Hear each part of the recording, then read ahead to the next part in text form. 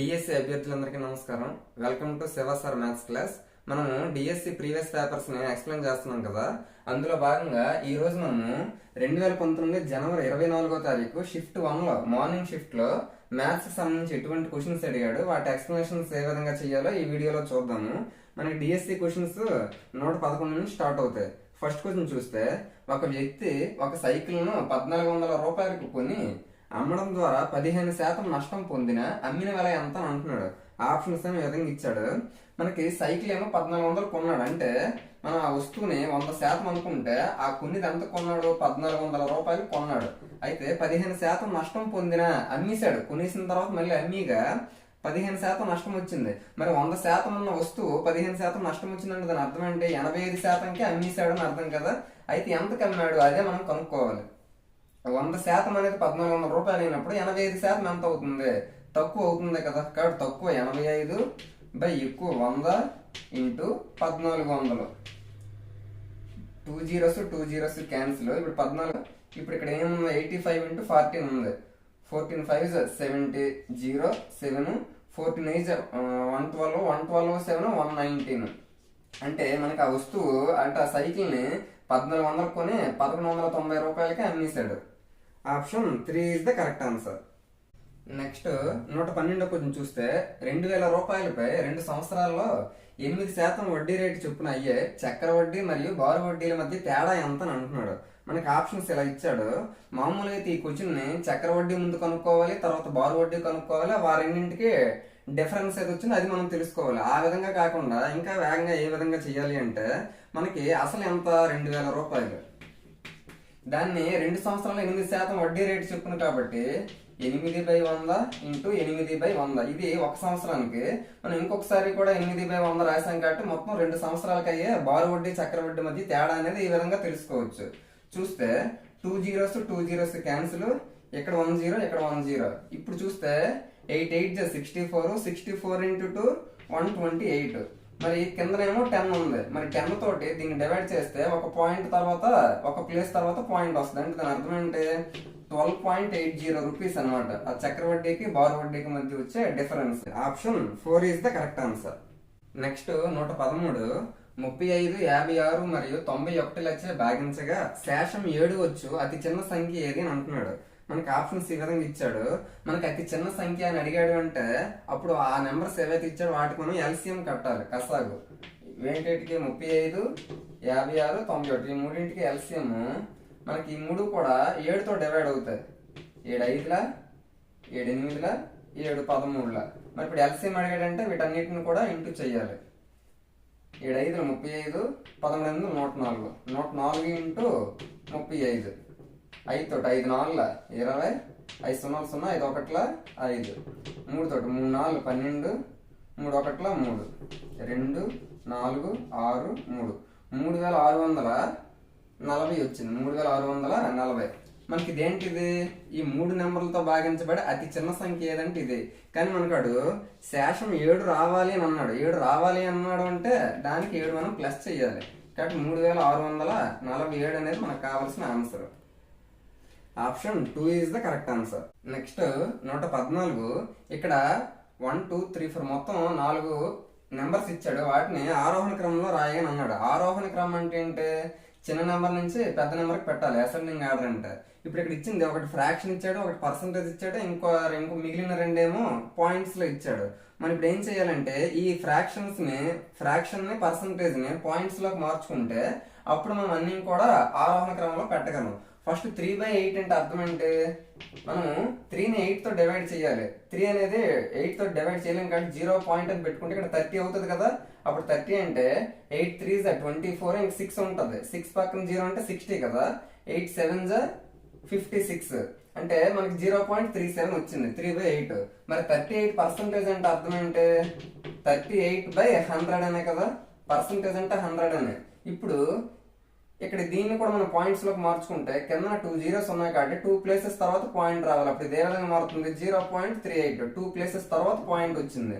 మరి మిగిలినవన్నీ కూడా చూస్తే మనకి 0.0038 0.308. ఇప్పుడు అన్ని కూడా మనము పాయింట్స్ లోకి మార్చుకున్నాం. మనకి అసెండింగ్ ఆర్డర్ కావాలి అన్నాడు కాబట్టి అన్నిటికంటే చిన్నది ఇందులోనేది అన్నిటికంటే చిన్నది మనకి 0.0 ఇక్కడ ఉంది, 0.3 ఉంది, ఇక్కడ 0.3 ఉంది. అంటే అన్నిటికంటే ఫస్ట్ చిన్నది 0 పాయింట్స్. తర్వాత చూస్తే మనకి ఇక్కడ 0 ఉంది, ఇక్కడ 3 ఉంది, 3 ఉంది, 3 ఉంది. అంటే ఫస్ట్ మనకి 0 కదా వస్తుంది, అన్నిటికంటే చిన్నది 0.00. ఎక్కడ ఉంది ఫస్ట్? 0.0038, 0.0038. అంటే ఈ రెండింటిలోనే మనకు కావాల్సిన ఆన్సర్ ఉంది. ఈ రెండు కూడా కాదు. నెక్స్ట్ చూస్తే మిగిలిన మూడింట్లోన అన్నిటికంటే చిన్నది ఏది? పాయింట్ తర్వాత ఇక్కడ 3 ఉంది, ఇక్కడ 3 ఉంది, ఇక్కడ 3 ఉంది. పాయింట్ 3 తర్వాత చూస్తే ఇక్కడ 0 ఉంది, ఇక్కడ 8 ఉంది, ఇక్కడ 7 ఉంది. మరి 0 ఉన్నదే కదా మనకి అన్నిటికంటే చిన్నది అవుతుంది కాబట్టి 0.308 సెకండ్ది. 0.308 0.308 ఎక్కడెక్కడ ఉంది కాబట్టి option 3 is the correct answer. Next 115 చూస్తే A:B ఇచ్చాడు, B:C ఇచ్చాడు. మనకి అడిగింది ఏంటి? A:B:C తాలూకా వాల్యూ అడిగాడు. మనకి ఆప్షన్స్ ఇలా ఇచ్చాడు.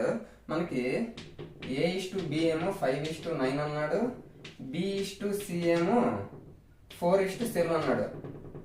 4:7 అన్నాడు. B కింద B రాశాను సేమ్, అందుకనే B కింద B రాశాను. ఇప్పుడు ఇటువంటి వాటికి మనకి A:B:C అన్నాడు అంటే మనం సింపుల్ గా ఏ విధంగా చేయాలంటే M షేప్ లో చేయాలి. ఇవ్వండి ఈ విధంగా మనం చేస్తే మనకి A:B:C తాలూకు వాల్యూ వస్తుంది. కాబట్టి ఫస్ట్ ఇంటూ చేస్తే 5 × 4 20 4 × 9 ఏమవుతుంది? 36 9:7 63.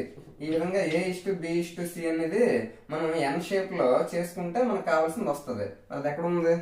Option 4 is the correct answer. Next 116 చూస్తే ఒక వ్యక్తి జీతంలో 10% తగ్గించారు. అతను మరలా ముందు తీసుకున్న జీతమునకు రావడానికి పెంచవలసినది శాతంలో ఎంతో చెప్పమంటున్నాడు. మనకి ఆప్షన్స్ ఇలా ఇచ్చాడు. ఫస్ట్ ఒక వ్యక్తి తాలూకు జీతం 100 రూపాయలు అనుకుంటే అందులో 10% తగ్గించారు అని అన్నాడు. మరి 100లో 10% తగ్గించారు కాబట్టి 100లో 10 తగ్గిస్తే ఎంత అవుతుంది? అతని జీతము 90 రూపాయలు అవుతుంది.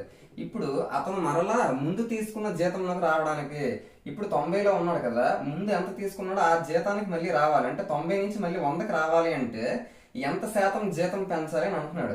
ఇప్పుడు 100 రూపాయలు ఉండేది 90 అయిపోయింది. ఆ 90 మళ్ళీ 100 అవ్వాలంటే ఎంత పెరగాలి?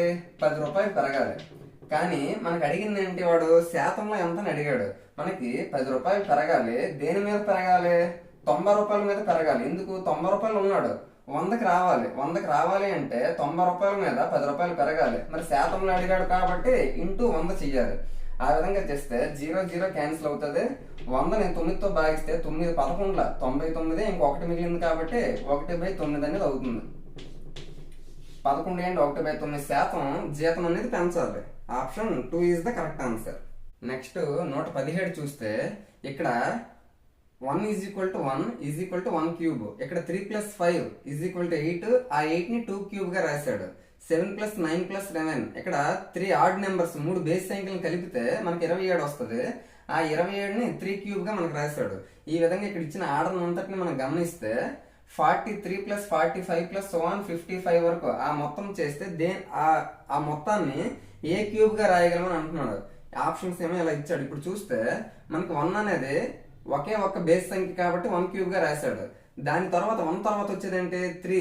ఆ తర్వాత 5. ఈ రెండు బేస్ సంఖ్యలు కలిపితే 8 వస్తుంది. ఆ 8ని 2 క్యూబ్ గా రాశాడు. 2 క్యూబ్ గా రాశాడు అని అంటే అర్థం ఏంటి? ఇక్కడ 2 బేస్ సంఖ్యల్ని క్యూబ్ చేస్తే ఆ మొత్తం అనేది 8 వచ్చింది.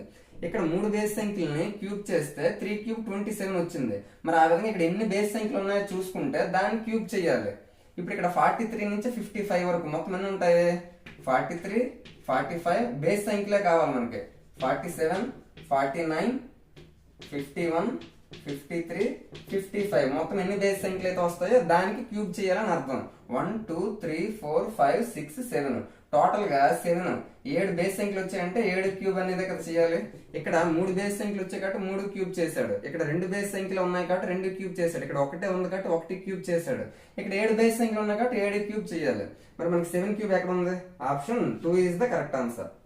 నెక్స్ట్ 118 చూస్తే 50 నుండి 125 వరకు గల 5 చే భాగించబడే సంఖ్యలు మొత్తం ఎంత అని అంటున్నాడు. మనకి ఆప్షన్స్ ఈ విధంగా ఇచ్చాడు.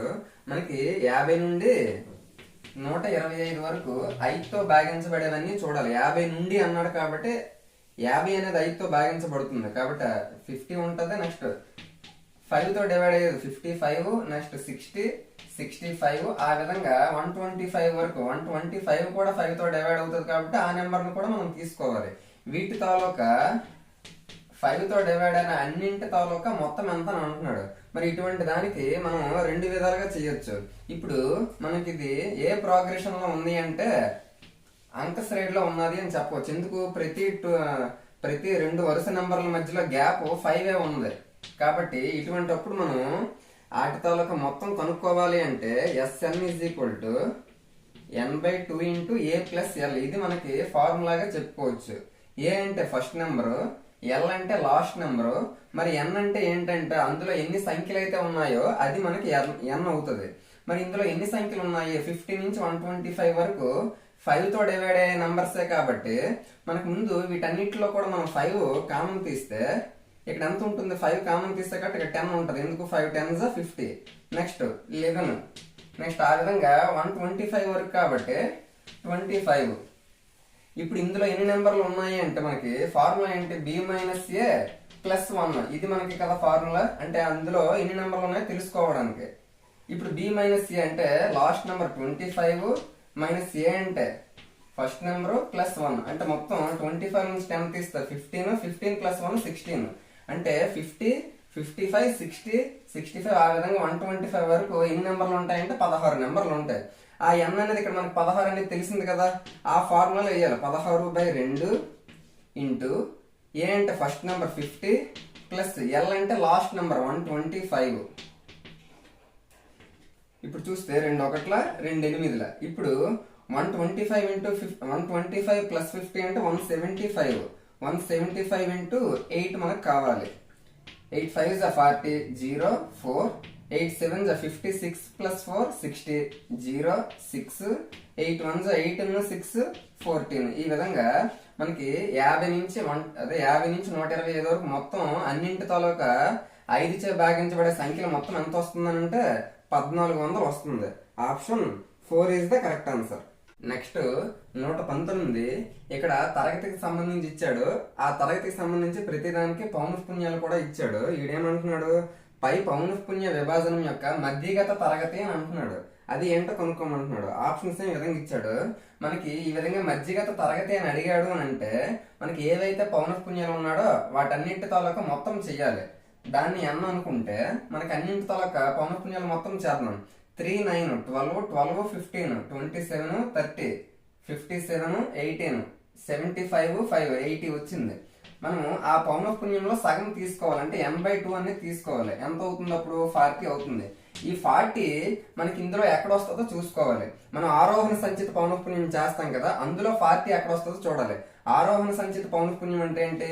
ఈ విధంగా వెళ్తూ ప్రతి పౌనఃపున్యాన్ని కలుపుకుంటూ వెళ్ళాలి.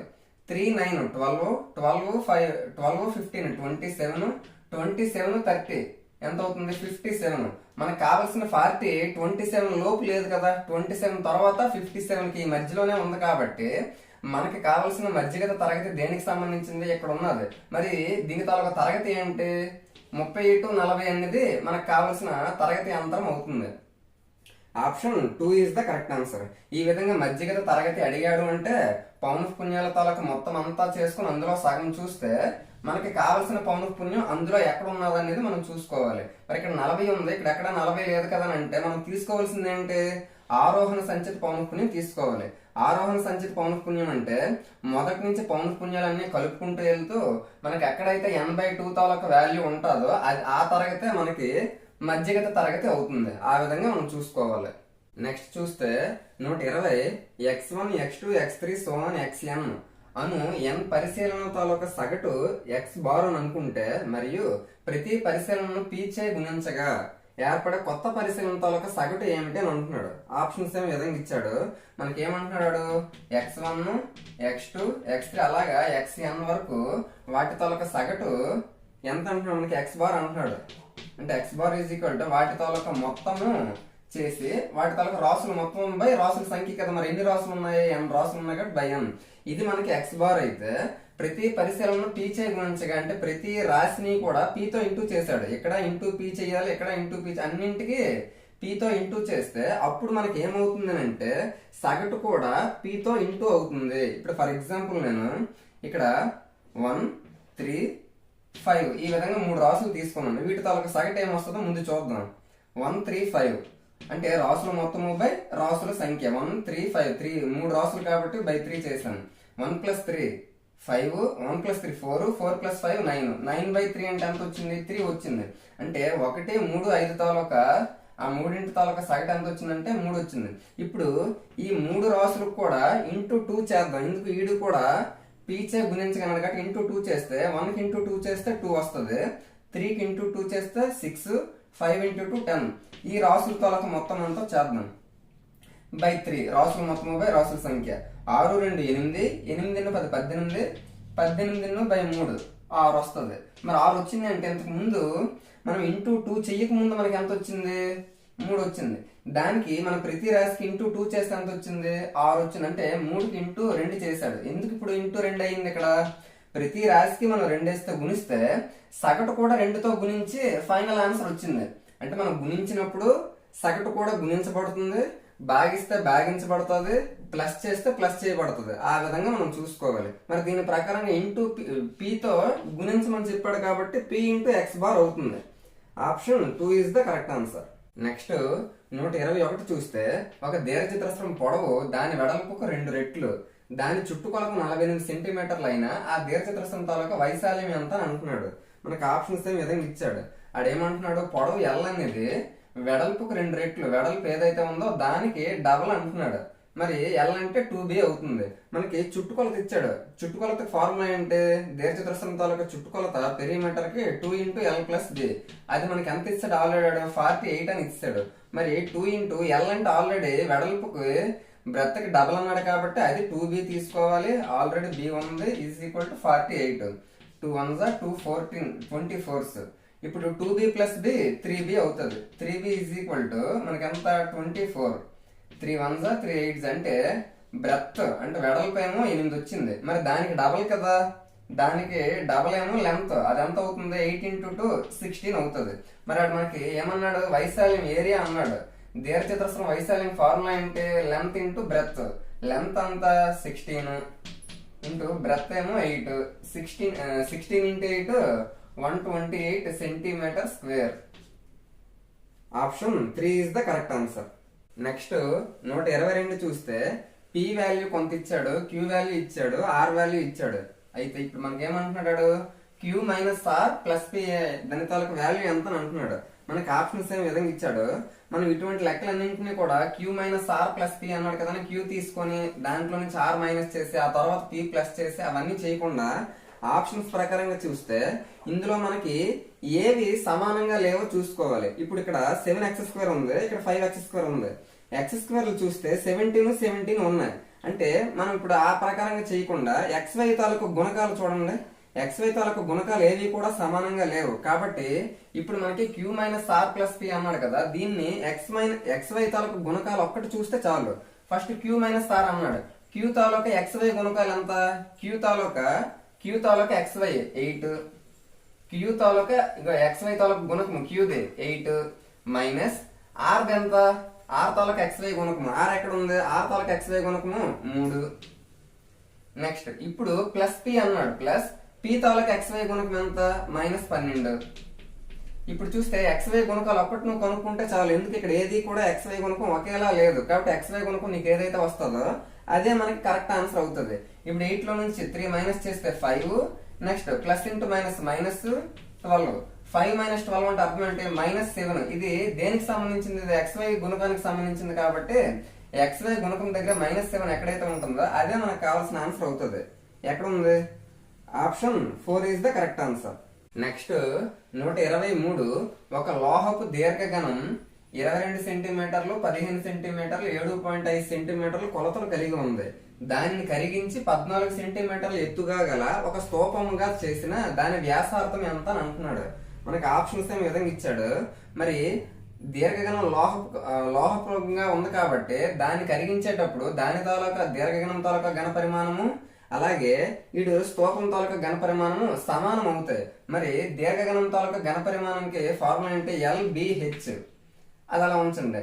మరి ఇటువైపు స్తూపం సిలిండర్ ఈ విధంగా ఉంటుంది.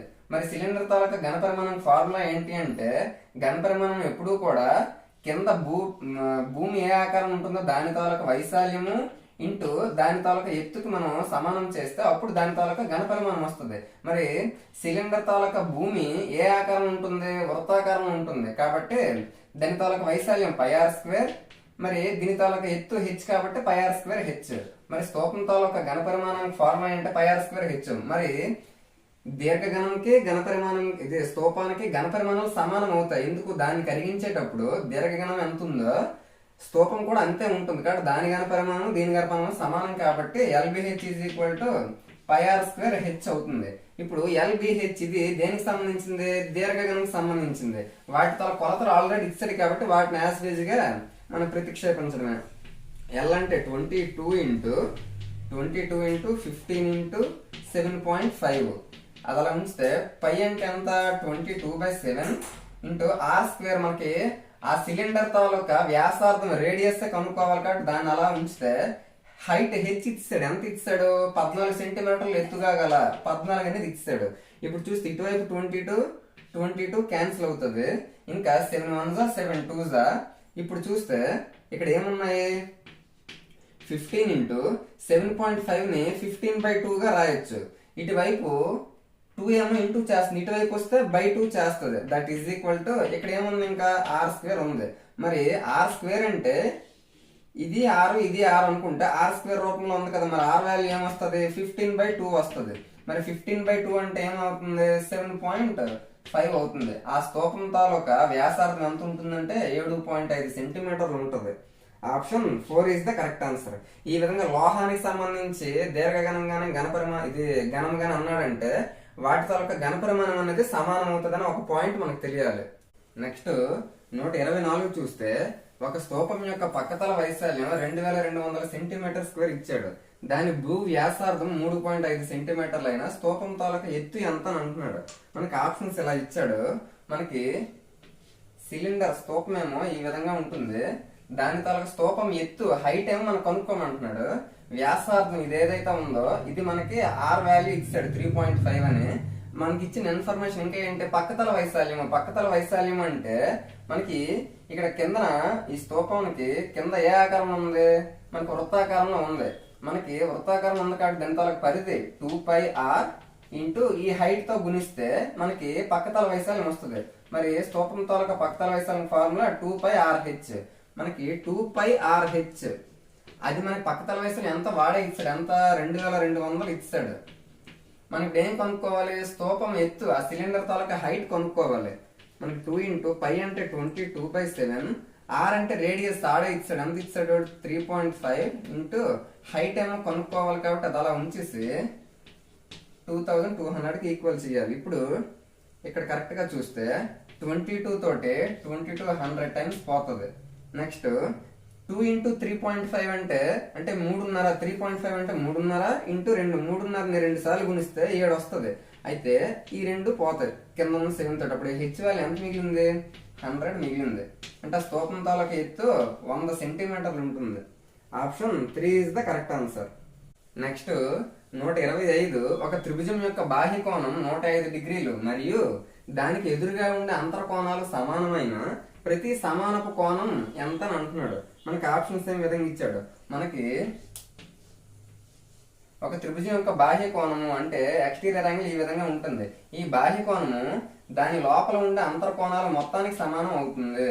అంటే ఇక్కడ ఎంత ఉంటుందో ఇక్కడ ఈ రెండింటి తలకు మొత్తం కూడా అంతే ఉంటుంది. ఆడు బాహ్య కోణం ఎంత ఇచ్చాడు? ఆల్రెడీ 105 డిగ్రీలు అని ఇస్తాడు. ఈ 105 డిగ్రీలు ఈ రెండింటి తలక మొత్తం అవ్వాలి. అలాగే వాడేమన్నాడు? అంతర కోణాలు సమానమైన అంటే ఈ రెండు కోణాలు సమానం అవ్వాలి. అలాగే ఈ రెండు కలిపితే 105 అవ్వాలి. అంటే దీన్ని సమానంగా 2 ముక్కలు చేసి ఇక్కడ సర్దాలనే కదా.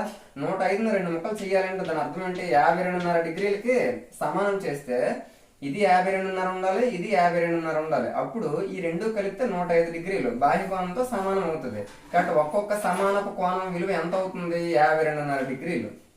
Option 2 is the correct answer. Next 126 చూస్తే ఒక త్రిభుజ కోణాలు 2x 3x + 5 4x - 14 అయితే ఆ త్రిభుజంలోని 3 కోణాలు ఏవి అని అంటున్నాడు. ఆప్షన్స్ ఏ విధంగా ఇచ్చాడు. మనకి త్రిభుజంలోని మూడు కోణాల మొత్తం ఎంత 180 డిగ్రీలు. ఆ విషయం మనకు తెలుసు కాబట్టి వీటన్నిటిని ప్లస్ చేసి 180కి సమానం చేయాలి.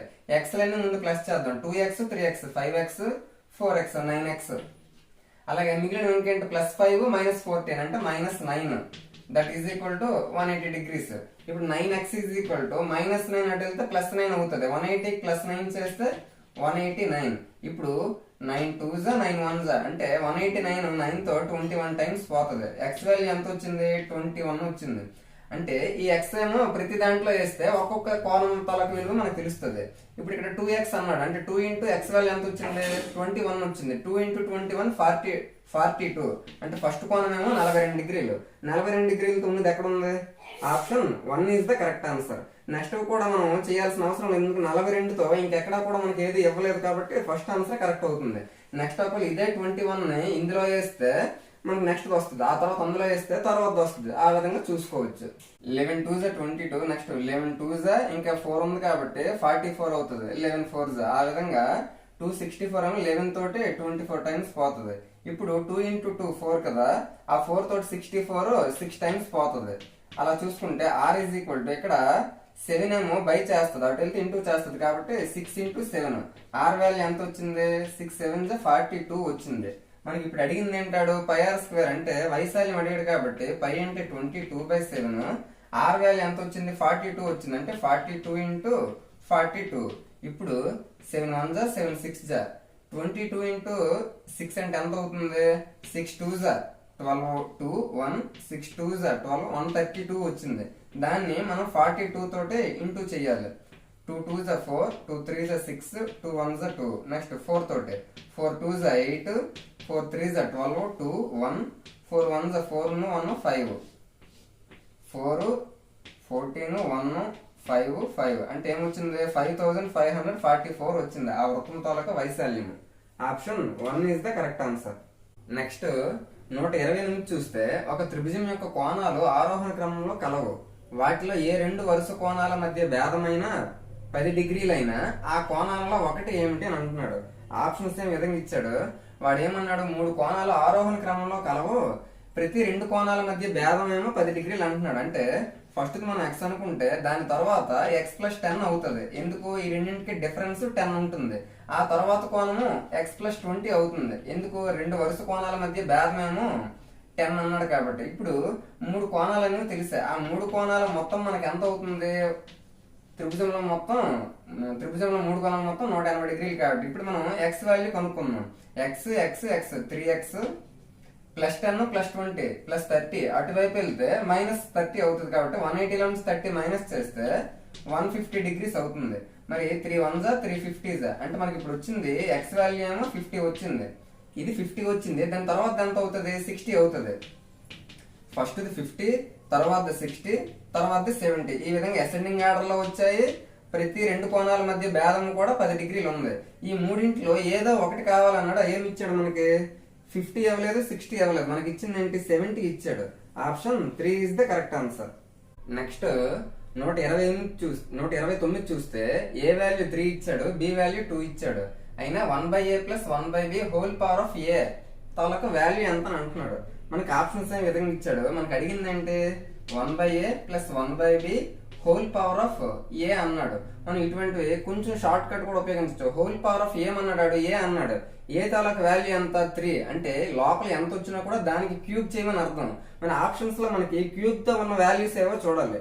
216 6 క్యూబ్ అవుతుంది. 156 దేనికి క్యూబ్ కాదు. 135 దేనికి క్యూబ్ కాదు. 316 కాదు. 125 5 క్యూబ్ అవుతుంది.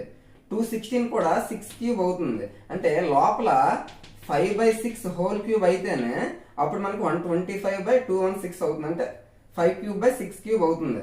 105 దేనికి క్యూబ్ కాదు, 116 దేనికి క్యూబ్ కాదు. ఆ విధంగా షార్ట్ కట్ లో చేయొచ్చు. లేదు అనుకుంటే ఒకవేళ డైరెక్ట్ గా మనకి ఆ వాల్యూస్ ప్రతిక్షేపించుకుని కూడా చేయొచ్చు. 1/a అంటే 3 + 1/b అంటే 2. 1/3 + 1/2 హోల్ పవర్ ఆఫ్ ఏ అన్నాడు కాబట్టి ఏ తాలూకా వాల్యూ ఎంత? 3.